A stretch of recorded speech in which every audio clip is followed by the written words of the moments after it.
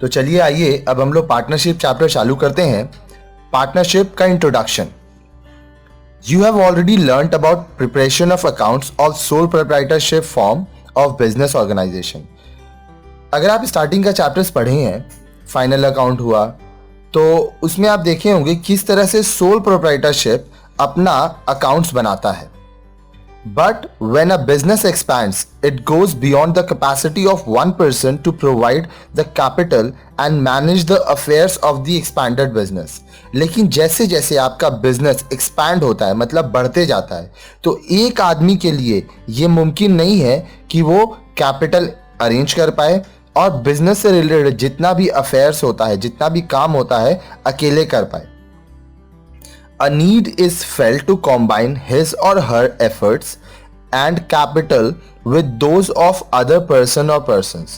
उसको क्या जरूरत होता है कि उसका एफर्ट्स हो और साथ साथ कुछ और भी लोग उसमें साथ काम करें और पैसा इन्वेस्ट करें। This gives rise to the partnership form of organization. यहां पर पार्टनरशिप फॉर्म ऑफ ऑर्गेनाइजेशन काम आता है। मान लीजिए कोई एक व्यक्ति है, तो उसके पास 10 लाख रुपया है, तो वो जो बिजनेस करेगा उसमें 10 लाख कैपिटल लगा सकता है। लेकिन अगर उसको कोई ऐसा बिजनेस करना है जिसका 1 करोड़ कैपिटल दरकार हो, तो वो क्या करेगा, वो पार्टनर्स को साथ रखेगा और भी लोगों को जोड़ेगा ताकि उसका कैपिटल मिले और वो लोग बड़े स्तर पर बिजनेस कर पाए। As far as recording of business transaction in the books of original entry, their posting to ledger and preparing financial statements are concerned, there is no difference between a sole proprietorship or a partnership firm.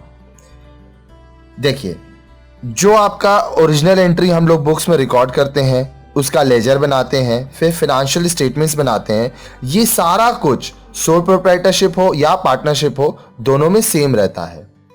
But there are certain issues which are specific to partnership firm and require separate accounting treatment. लेकिन partnership firm में कुछ अलग अलग तरह के accounts बनते हैं। जब आप अपना प्रॉफिट एंड लॉस अकाउंट बना लेते हो, तो आपको वहां से प्रॉफिट मिल जाता है, net profit of the company.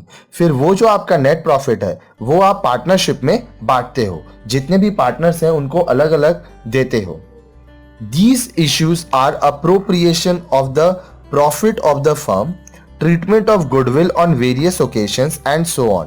ये प्रॉफिट बांटना हुआ, गुडविल का ट्रीटमेंट हुआ, ये सब और भी जो भी पार्टनर से रिलेटेड काम है उनका हम लोग अकाउंटिंग ट्रीटमेंट करते हैं।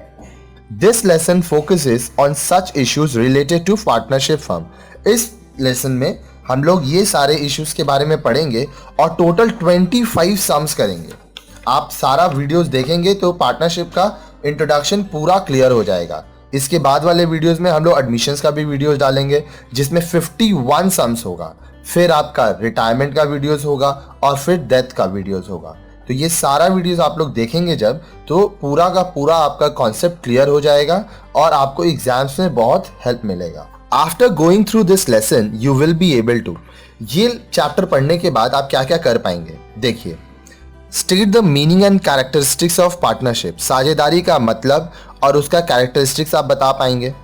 Explain the meaning of partnership deed and its contents, partnership deed का मतलब क्या होता है और उसके अंदर क्या क्या होता है वो आप बता पाएंगे।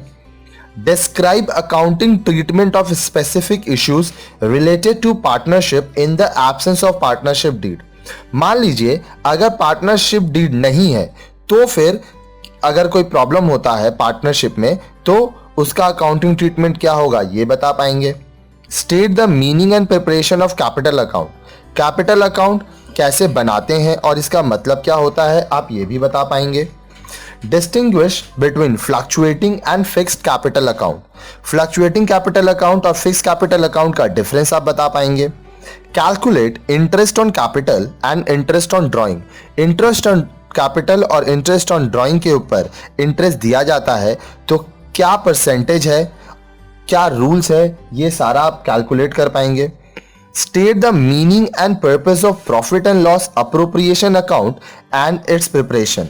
देखिए, पार्टनरशिप का जो आप अकाउंटिंग ट्रीटमेंट करते हैं उसके लिए आपको profit and loss appropriation account बनाना पड़ता है। इसका मीनिंग क्या होता है और ये क्यों बनाना पड़ता है, कैसे बनाया जाता है, ये सारा चीज आप लोग देखेंगे।